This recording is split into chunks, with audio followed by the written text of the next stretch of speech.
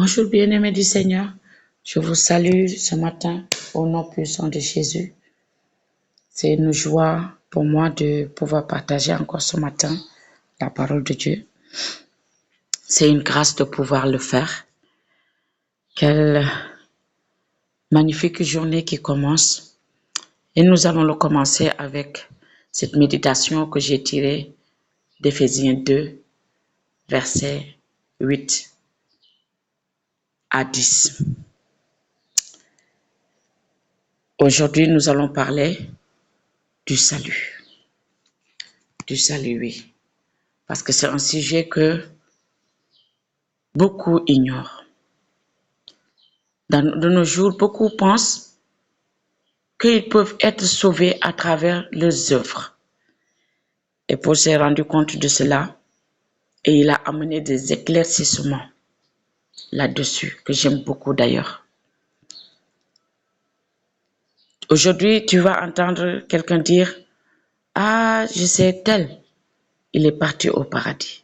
Je sais que tel, son paradis est assuré. » Pourquoi ils disent que tel est parti au paradis, que tel son paradis est assuré? Parce qu'ils ont vu ce tel-là en train de faire de bonnes œuvres. Et ils ont pensé que les bonnes œuvres suffisent pour que ce tel-là puisse aller au paradis. Ils ont pensé que ces bonnes œuvres-là suffisent pour que ce dernier puisse accéder au paradis. À la fin, les gens se sont fait, ils ont pris Dieu comme si c'était eux-mêmes. Et ils l'ont donné leur façon de raisonner. Ils ont donné à Dieu leur façon de penser. Du coup, ils pensent que si la personne fait de bonnes œuvres, son paradis est déjà assuré. Alors que ce n'est pas le cas. La parole de Dieu qui est la lampe à nos pieds, la parole de Dieu qui éclaire notre sentier, elle est là encore aujourd'hui pour nous éclairer. Que cette parole puisse nous inspirer ce matin au nom de Jésus. Qu'est-ce que l'apôtre Paul nous dit dans Éphésiens 2, verset 8 à 10? Déjà, le verset 8, il nous dit clairement, « Car c'est par la grâce que vous êtes sauvés, par le moyen de la foi. » C'est par grâce que nous sommes sauvés et par le moyen de la foi. Il continue, il dit, « Et cela ne vient pas de vous, c'est le don de Dieu. » C'est bien qu'il augmente en disant que cela ne vient pas de vous. Dès qu'il a dit que cela ne vient pas de nous, nous sommes exclus de tout ce qui concerne le salut, tout ce qui peut amener le salut dans la vie de quelqu'un. Nous ne pouvons rien y faire. Nous ne pouvons pas créer le salut. Nos œuvres ne suffisent pas pour que nous puissions être sauvés. Les œuvres ne sauvent à personne. C'est pour cela, Paul va dire dans Romains 2, il dit que si quelqu'un veut être sauvé par les œuvres, parce que quand on parle des œuvres, on parle de la loi. C'est la loi qui nous dit, fais ceci, fais cela, fais cela, fais cela. Tu ne tueras point, tu ne voleras point, tu ne commettras pas d'adultère, tu ne convoiteras pas la femme de ton prochain, tu ne convoiteras pas sa maison, tu ne tueras point, tu ne prendras pas d'autre Dieu, tu prendras Dieu que ton Dieu seul, tu n'abuseras pas de son nom, ainsi de suite, les 10 commandements. Il te dit, tu feras, tu feras, tu feras, tu feras, tu feras et tu feras. Mais malheureusement, personne ne pouvait honorer les tu feras des commandements. Personne ne pouvait les honorer.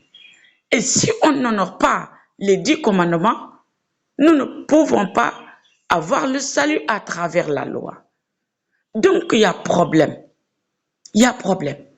De nos jours, toute personne qui suit la loi ben, il faudra arriver à honorer tous les 10 commandements. Si tu honores tout, ben, peut-être que la loi pourra te sauver. Mais tu ne peux pas dire, tu ne peux pas honorer 2 commandements et puis laisser les autres pour te considérer sauvé avec cette loi même. Non, non, non, non, non, non. Parce que si tu crois à cette loi jusqu'à présent, jusqu'à nos jours aujourd'hui, si jamais Jésus revient, ben, cette loi-là, tu seras jugé à travers cette loi. Et si on te juge à travers cette loi, mais tu es déjà disqualifié. Parce que tu ne peux pas. L'être humain ne peut pas honorer la loi. La loi aujourd'hui, il est là pour nous éclairer, pour nous aider à savoir ce que Dieu veut et ce que je n'aime pas. Maintenant, ce qui concerne ce que Dieu aime et ce que je n'aime pas, c'est par la grâce que nous pouvons le faire. Et même dans la grâce, nous ne faisons pas. Ce qui est bien dans la grâce, c'est que c'est Dieu lui-même qui fait. Alléluia. C'est pour cela, le salut ne peut que nous venir de Dieu. C'est pour cela, Paul dit, c'est par la grâce que vous êtes sauvés. Et malheureusement, même aujourd'hui, il y a des chrétiens qui pensent qu'avec leurs bonnes œuvres, ils vont arriver à avoir ce qu'ils veulent de Dieu. Les bonnes œuvres, encore une fois, ne nous sauvent pas. Les bonnes œuvres ne sauvent personne. Aujourd'hui, nous sommes sauvés par la grâce de Dieu. Nous sommes sauvés par la grâce que Dieu nous a faite en envoyant son Fils Jésus-Christ aller se donner à la croix de Golgotha, verser son sang, se donner un sacrifice parfait pour que toi et moi, nous puissions avoir la vie éternelle. Nous puissions avoir l'accès au paradis. Personne ne peut se sauver lui-même. Personne ne peut donner le salut à une autre personne. Donc, celui que tu penses qu'il peut te donner le salut, alors que ce dernier est le fils d'Adam et d'Ève, oh mon frère, je voudrais te dire que tu es dans des difficultés. Si jamais tu penses que les œuvres que tu fais peuvent te sauver aujourd'hui, mon frère, j'aimerais te dire très tôt que tu es dans des difficultés. Repose chemin, reviens encore à Dieu. Le salut, c'est en Jésus-Christ. C'est le Seigneur qui sauve l'humanité. Et nous sommes sauvés par le moyen de notre foi à ce sacrifice que Jésus-Christ a fait. C'est ça la grâce de Dieu. C'est ça la grâce. C'est ça la grâce. La grâce, c'est Dieu qui fait. C'est ce que Dieu a fait pour nous. C'est ça la grâce. C'est pour cela Paul dit, c'est par la grâce que vous êtes sauvés, par le moyen de la foi. Et cela ne vient pas de vous. Cela ne vient pas de moi. Cela ne vient pas de toi. Cela ne vient pas de nos pères ni de nos mères. Cela ne vient pas de notre conjoint, ni de ma conjointe. Cela ne vient pas de l'être humain, en fait. Cela vient de Dieu. Le salut est venu de Dieu, encore une fois. Au verset 9, il clarifie bien les choses. Il dit, ce n'est point par les œuvres, afin que quoi? Afin que personne ne se glorifie. Alléluia. Ce n'est point par les œuvres, afin que personne ne te glorifie. Afin que personne ne se glorifie. Donc, si tu penses que tes bonnes œuvres-là que tu fais peuvent t'amener le salut, non, non, non, ils ne peuvent pas. Ils ne peuvent pas. Le salut, on l'obtient par la grâce, afin que personne ne se glorifie. Parce que Dieu nous connaît. Il connaît notre nature. Et l'orgueil, il précède déjà la chute. La parole de Dieu nous dit. L'orgueil précède déjà la chute. Et qui doit se glorifier? Bien, c'est Dieu seul qui mérite la gloire. Dieu seul, lui seul, mérite la gloire. L'être humain ne peut pas se glorifier parce que nous n'avons rien fait qui mérite la gloire. Et nous ne méritons même pas la gloire. C'est Dieu seul qui mérite la gloire. C'est pour cela qu'il a tout fait pour venir nous sauver lui-même. Il a tout fait. Il a donné sa vie et son sang pour venir nous sauver de la situation catastrophique que nous étions, pour venir nous libérer de la main de la servitude. C'est Jésus qui est venu, c'est lui qui l'a fait. L'être humain ne pouvait pas le faire. Donc, si tu suis quelqu'un aujourd'hui et tu penses que ce dernier peut te sauver, il ne peut pas. Paul nous dit, ce n'est pas l'œuvre d'une personne, mais c'est par la grâce de Dieu. C'est à travers l'œuvre de Jésus-Christ, notre foi en Jésus. C'est de là que nous prenons notre salut. Alléluia. Il dit, ce n'est point nos œuvres, afin que personne ne se glorifie. Il dit, car nous sommes son ouvrage. Nous sommes l'ouvrage de qui? Nous sommes l'ouvrage de Dieu. C'est lui qui nous a créés. C'est lui qui nous a créés à sa ressemblance. Il dit, ayant été créés en Jésus. Pourquoi? Pour de bonnes œuvres.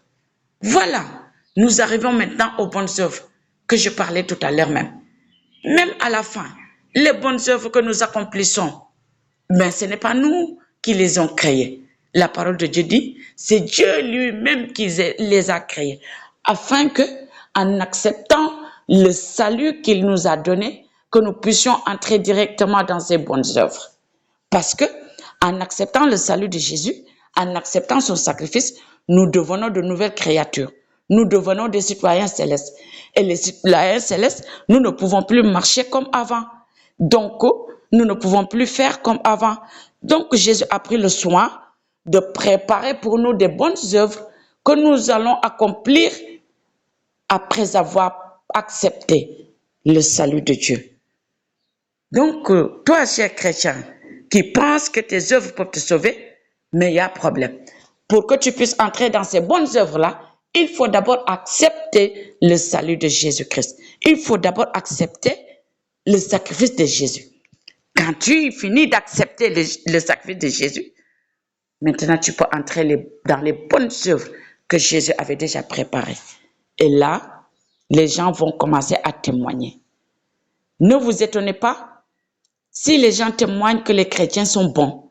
Ne vous étonnez pas si les gens témoignent que les chrétiens ne rentrent pas dans les choses qui ne les concernent pas.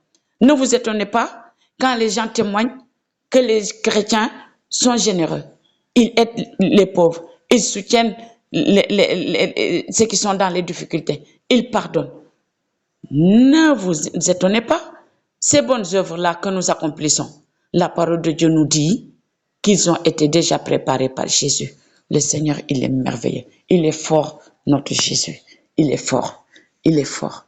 Donc, bien-aimés du Seigneur, ce matin, je voudrais vous exhorter, m'exhorter moi-même, afin de ne pas penser que les bonnes œuvres que je suis en train d'accomplir, qu'ils peuvent me donner quoi que ce soit. Ces bonnes œuvres-là, c'est Jésus qui les avait déjà faites, pour qu'ils soient conformes au salut que j'ai déjà reçu, pour que mes actions, pour que mes gestes, pour que ce que je fais puisse être conforme au salut que j'ai déjà reçu de lui.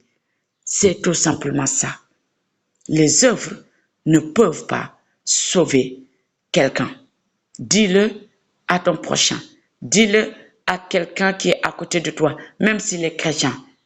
Oui, parce que j'ai déjà entendu ça. Un chrétien qui dit que les œuvres-là qu'il est en train de faire, Jésus va le récompenser, il va aller au paradis. Ouh, ça c'est difficulté. Jésus, en acceptant son sacrifice, en acceptant son sang, tu es déjà qualifié pour le paradis du Seigneur. Après maintenant, tu rentres dans les bonnes œuvres qui vont avec ce salut qu'il t'a déjà donné. Nous sommes des citoyens célestes. Nous ne pouvons pas nous comporter comme au moment où nous étions encore esclaves chez Monsieur le Diable. Ben non, nous avons changé d'identité, nous avons changé de cité. Nous sommes des citoyens célestes. Nous devons marcher comme marchaient les gens qui habitent là-bas. Donc, c'est pour cela que Jésus a pris le soin de nous préparer ces œuvres. Mais ce n'est pas pour que les œuvres nous sauvent. Que cette parole puisse rentrer dans notre cœur ce matin. Et que Saint-Esprit, que tu puisses continuer à nous révéler ta parole. Le salut, nous l'avons en Jésus. C'est Jésus qui sauve par le moyen de la croix. Si tu es nouvelle sur cette chaîne, ou bien si tu veux accepter Jésus comme ton sauveur personnel, si tu te rends compte que à la fin, tous les efforts que tu fournis, malheureusement, ne peuvent pas te sauver et que tu veux accepter le salut que Jésus te propose ce matin, tu peux prier ainsi. Seigneur Jésus, je viens à toi. J'ai entendu aujourd'hui ce que j'ignorais. J'ignorais que le salut me venait de toi, mais je l'ai su aujourd'hui. Et c'est pour cela que je viens à toi, pour te dire que je t'accepte comme mon sauveur et mon Seigneur. Pardonne-moi mes péchés, lave-moi de mes fautes et donne-moi la vie éternelle. Merci pour ton œuvre à la croix. Merci pour ta liberté que tu nous donnes, pour ta vie que tu nous donnes. J'accepte ton sacrifice aujourd'hui. Viens en moi, au nom de Jésus. Amen. Je prie pour toi ce matin. Seigneur, tu vois cet homme, cette femme qui t'accepte aujourd'hui comme son sauveur et son Seigneur. Saint-Esprit de Dieu, je prie que tu puisses la visiter. La visiter parce que, en acceptant le sacrifice de Jésus, ses péchés sont pardonnés. Il a reçu le salut gratuit que Dieu lui a proposé. Il a reçu le pardon de ses péchés. Guide-le maintenant dans les bonnes œuvres que Jésus a déjà préparées pour qu'il puisse maintenant les accomplir dans sa nouvelle vie avec lui. Au nom de Jésus, bénis-le et aide-le à rester ferme dans sa foi. Au nom puissant de Jésus-Christ. Amen. Si cette exhortation vous a fait du bien, n'hésitez pas à partager la parole. La parole de Dieu change des vies. Je ne cesserai de le dire. La parole de Dieu restaure. La parole de Dieu guérit. Que cette parole de Dieu puisse venir amener le réma en vous, puisse vous inspirer ce matin, au nom de Jésus. Merci de liker la vidéo et de s'abonner sur la chaîne. Au nom puissant de Jésus, soyez bénis. Amen.